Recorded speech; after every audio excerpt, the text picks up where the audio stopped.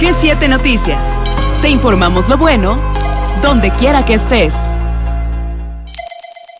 Oigan, y en la segunda edición de este podcast tenemos a la mejor economista del mundo y yo siempre se lo he dicho, en verdad, hablar de economía no es cosa fácil, entender la economía tampoco es cosa fácil y menos para mí que cuando me dan dinero en las manos parece fuego y aprovecho todas las ofertas que hay en las redes sociales y en Amazon que les voy a hacer la publicidad, pero pues bueno, ya habíamos estado hablando del peso fortachón desde la semana pasada y esta semana volvió a romper la barrera de los 17 y llegó a los 16.82 centavos el miércoles por la mañana y pues bueno, vamos a saber si realmente es cuestión de López Obrador o es que la política en Estados Unidos está de la guayaba, qué es lo que está pasando y por qué el peso está ganando posición frente al dólar. Querida Eréndida Mendoza, ¿cómo estás? Hola, muchísimas gracias. Un gusto saludar a todos nuestros radioescuchas que el día de hoy nos acompañan. Sin lugar a dudas, les agradezco mucho esta invitación, sobre todo deseándoles el mayor de los éxitos en este grandioso proyecto. Oye, muchísimas gracias. Y aparte, pues eres de las madrinas del programa. Así es que, pues móchate con la del Puebla, aunque sea unos pastes o un plato huasteco. Sí, ya quedamos. Vámonos al platillo huasteco y por ahí vamos a seguir platicando. Oye, cuéntanoslo todo, por favor. A ver, el peso que pues ha estado teniendo pues una buena ventaja sobre el dólar, que no ha estado arriba de los 20, ha estado entre los 17, los 18, los 16.80. ¿A qué se debe? Bueno, nosotros le podemos deber esta condición a muchos fenómenos, pero voy a irme un poco atrás históricamente desde que inició la pandemia. Como sabemos, una vez que se inicia la pandemia en el año 2020, a nivel internacional, todas las economías comienzan a sufrir una situación económica muy fuerte. ¿Por qué razón? Porque obviamente disminuyeron su producción o de plano pararon o cesaron completamente la producción, lo que genera desempleo. Si tenemos nosotros cuestiones de desempleo, la gente no tiene dinero. Si no tenemos dinero, no podemos comprar. Entonces, fue una situación que fue moviéndonos todos los indicadores. Uno de ellos fue que se elevaron los precios, es decir, teníamos inflación. Y en otro contexto de ideas, realmente lo que fue el crecimiento a nivel internacional cayó o disminuyó abruptamente. Pero la situación no podía mantenerse de esa forma. Obviamente, todas las economías a nivel internacional tenían que volver a echar a andar sus fábricas, su producción y volver a contratar personas con la finalidad de reactivar la economía. Y gracias a Dios, así fue. Para el año 2022, nosotros tenemos nuevamente que las economías empiezan a crecer, empiezan a producir y tenemos mejoras sustanciales. Ese es el primer panorama histórico. Vámonos con el segundo. Nosotros a partir de la década de los 90 comenzamos a tener en contexto internacional una, una pequeña diferencia, llamémoslo así, entre países miembros de la OTAN y los países miembros de Rusia. Si nosotros vemos en el globo terráqueo cómo está Rusia, realmente es un país muy grande, lo cual lo provee de muchos recursos y por lo tanto es un gran proveedor de recursos, exporta muchos, entre ellos tenemos la cuestión del gas, el trigo y bueno, mucha materia prima. ¿Qué quiere decir? Si a él le dicen, ¿saben qué? Ya no te vamos a comprar, ¿qué es lo que pasa? Bueno, obviamente se escasean los productos en el contexto internacional y nuevamente tenemos inflación. ¿Esto qué quiere decir? Un alza de los precios en el contexto internacional. Ahora bien, tenemos estos dos panoramas. Lo que nos está reflejando en el contexto internacional es que tenemos un problema económico muy fuerte. Pero ¿qué ha pasado con México? Que el peso y nuestra moneda no cayeron. ¿Qué ha pasado con México por el cual no estamos en crisis? Bueno, si nosotros somos como país uno de los principales proveedores o exportadores de materia prima, pensemos que tenemos gas, petróleo, tenemos insumos como trigo, maíz. Bueno, realmente, ¿a quién le van a comprar todos los otros países si no es, por ejemplo, a este país? Pues a México. ¿Qué quiere decir? Esta situación generó que nosotros todavía tengamos altos niveles de producción. ¿Qué quiere decir? Nosotros no la disminuimos, al contrario, continuamos vendiendo al extranjero, lo cual permitió que la moneda, el peso mexicano, se manteniera se mantuviera constante e incluso tuviera beneficios, es decir, creció. Esta situación, queridos amigos, se ve reflejada justamente en lo que decían, cómo es que el peso pasó de llegar hace un par de años, desde los 24 pesos que se cotizaba para que nosotros compráramos un dólar, a el día de hoy, que nosotros podemos observar que durante este año incluso ha alcanzado mínimos históricos que no veíamos de 15.98, de 16, de 17 pesos, situación que es muy contradictoria con el resto de los países. Incluso a nivel internacional se ha reconocido al peso como la moneda más estable del mundo.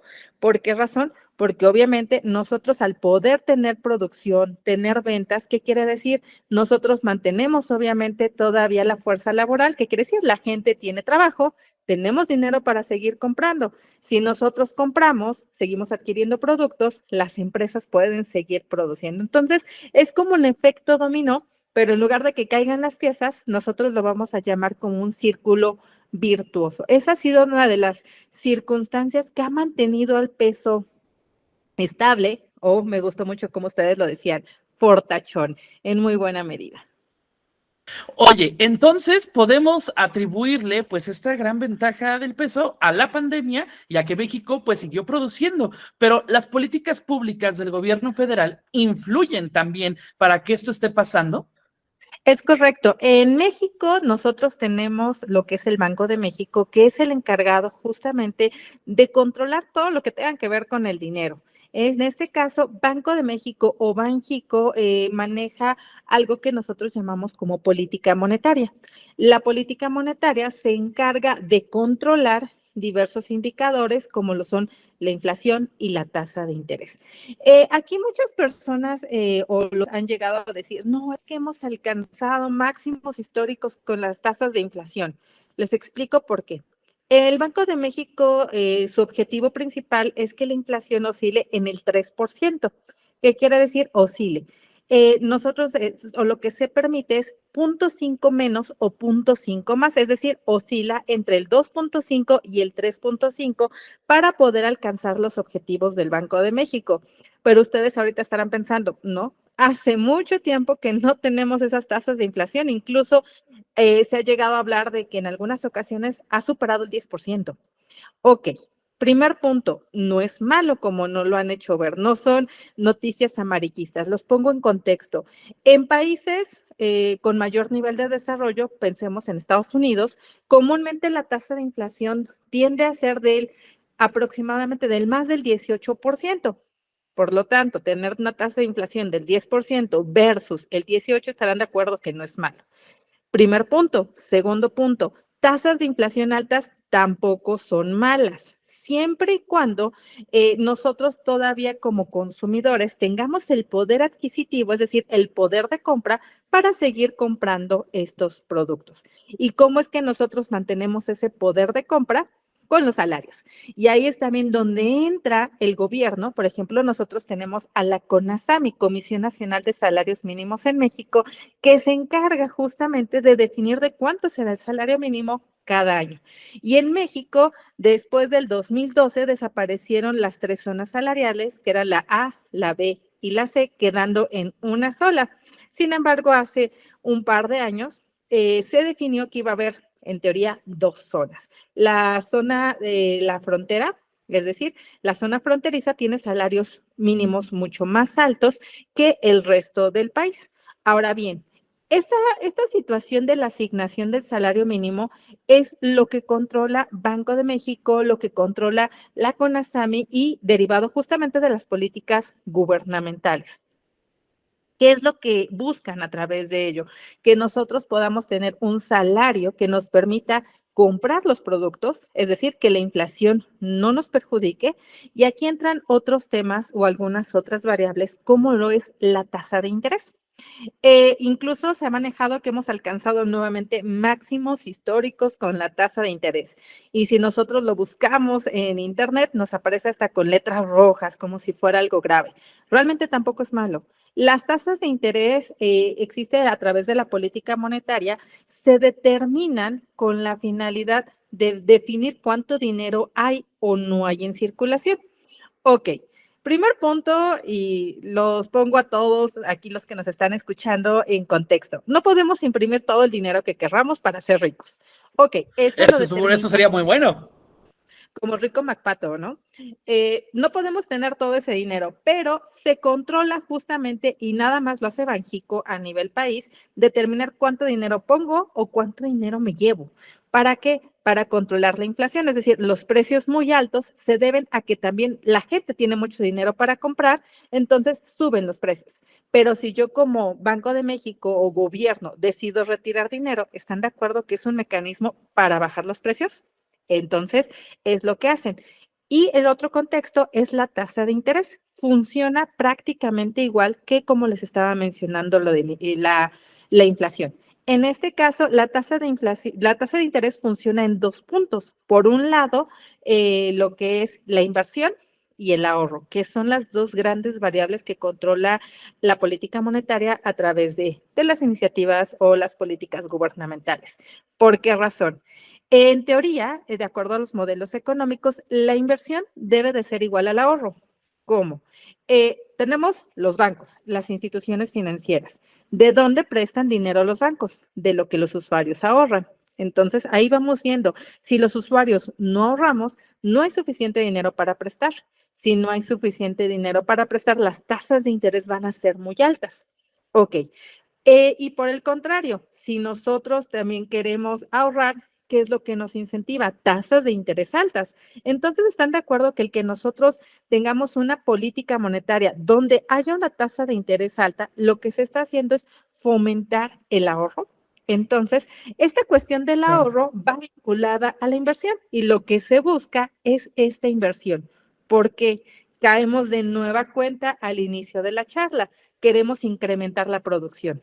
Si las empresas pueden pedir préstamos para incrementar la producción, están de acuerdo que va a haber empleo, si hay empleo hay consumo, si hay consumo hay ahorro, entonces es todo este círculo virtuoso que permite a la economía ir funcionando. Pues aquí podemos ver que todo forma parte de un proceso, ¿no? Está bien interesante, no había hablado porque estaba súper, súper entrada en el tema.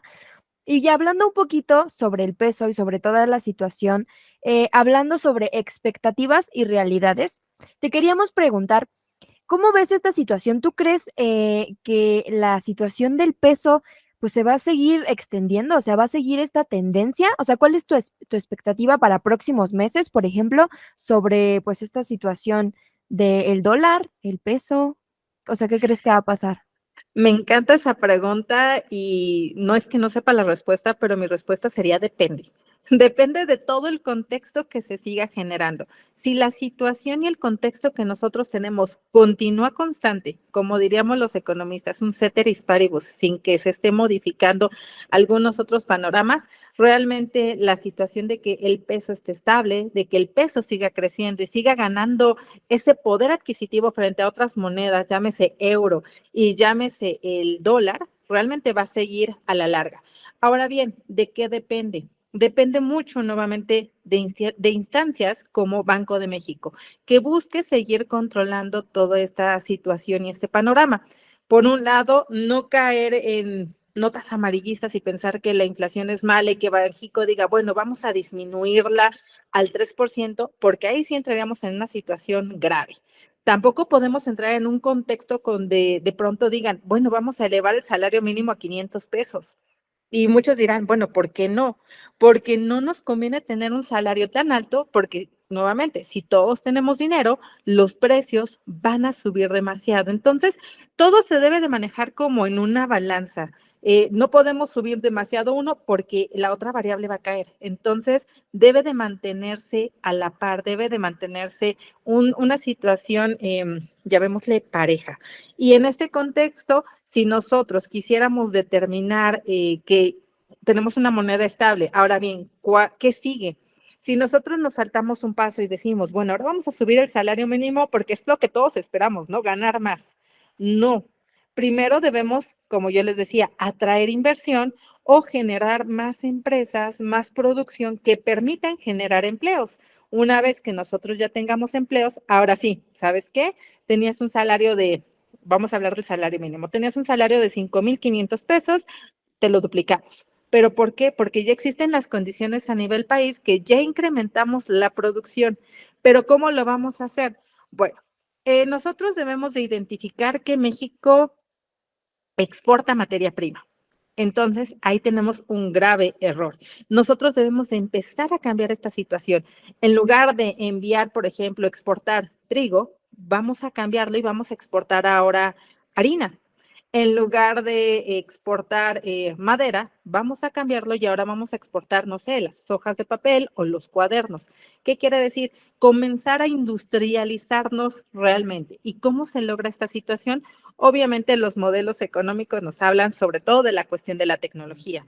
Pero ¿cómo vamos a lograr toda esta cuestión de la tecnología? Fomentando que existan, obviamente, formación encauzada a la tecnología. Entonces, si se van dando cuenta, la economía no funciona por sí sola, va de la mano con la situación social y, por supuesto, en otro contexto, con la situación del medio ambiente. Cuán bueno sería que en lugar de exportar barriles de petróleo, pudiéramos exportar gasolina y no la compraran, ¿no? O sea, el producto. Pero bueno, para terminar esta charla, Eréndida, ¿es un buen momento para comprar dólares? Bueno, sí. ¿Tú lo recomiendas? Bueno, digo, porque baja, sí. Baja y la gente dice, vamos a comprar dólares y pues luego los cambiamos cuando vuelva a subir. Qué poca fe le tenemos a nuestra moneda. Pero, ¿tú qué aconsejas? Yo aconsejo que no lo hagamos. Sencillo, les digo por qué. En 1994, en diciembre del 94, tuvimos una de las peores crisis de México, ¿no? El error de diciembre. Muchas empresas o muchas personas que tenían la posibilidad de comprar dólares, compraron millones de dólares. No hablamos de poquitos, de miles, no, hablamos de cantidades muy grandes. El que nosotros... Yo iba a comprar 10. No, eso no pasa nada. Pero si todos los mexicanos comenzamos a comprar dólares o euros para obviamente tener más dinero, que sería obviamente la principal premisa, lo que vamos a hacer es debilitar el peso mexicano. ¿Por qué razón? Porque nosotros tendríamos una fuga de capital nacional para comprar otras monedas y lo que haríamos es mejorar la situación de las otras monedas, perjudicando la nuestra. Entonces, mi recomendación es no lo hagamos. ¿Qué podemos hacer? Mejor tratemos de invertir o potencializar incluso lo que sería la creación de pymes o el emprendimiento y de esa manera nuestra moneda va a seguir ganando valor. Oye, maravilloso, así como no guardar los billetes de 50 del ajolotito, que luego lo vamos a platicar también.